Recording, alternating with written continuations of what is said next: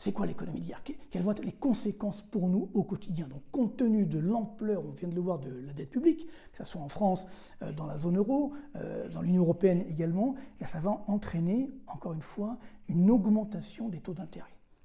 De la dette publique, ça commence un petit peu aujourd'hui, mais ça va s'aggraver dans les prochains jours, donc baisse de la consommation, de l'investissement, donc récession qui est déjà là en France, donc il va s'aggraver, le chômage qui augmente, augmentation des déficits, augmentation des impôts et peut-être ponction sur l'épargne, et bien entendu, parce qu'il n'y a pas de moyen justement encore d'augmenter les impôts, on est déjà numéro 1 du monde, que va-t-on encore pouvoir augmenter? Évidemment, l'épargne, effondrement de la confiance, aggravation de la récession.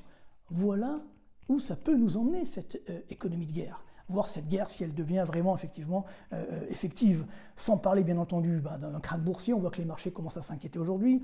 La zone euro qui ne tiendra pas avec l'explosion notamment des critères, on l'a vu tout à l'heure, sur les déficits publics, donc crise économique et financière internationale. C'est ça que nous voulons pour demain, c'est ça que nous voulons pour nos enfants. C'est pour ça que je le dis tout à l'heure, j'ai rarement été aussi inquiet parce qu'on a l'impression que l'histoire s'accélère, que nos dirigeants prennent des mesures catastrophiques.